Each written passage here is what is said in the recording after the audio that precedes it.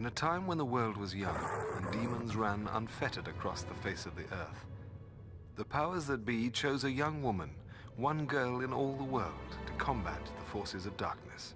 Upon her death, the power passed to another, and another, down over the millennia, with each girl inheriting the power of her predecessor, the power of the Slayer.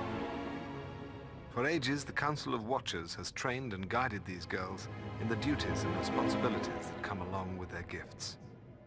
At present, Buffy Summers is the chosen one, the Slayer, and I am her watcher. When she was first called to be the Slayer, Buffy lived in Los Angeles.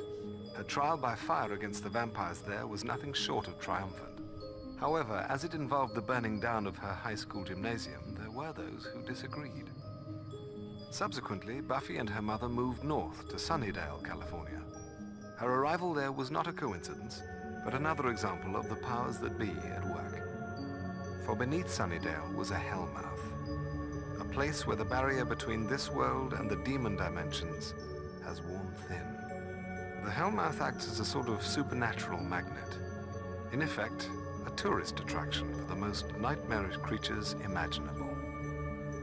One of those was the Master, Heinrich Joseph Nest, a vampire more than 6 centuries old and the leader of the ancient order of Aurelius.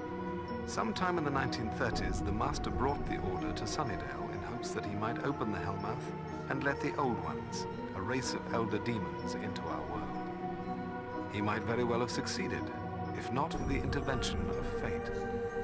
In 1937, while the Master was making his preparations, Sunnydale was struck by an earthquake that swallowed half the town, including an abandoned church the Master was using as his lair.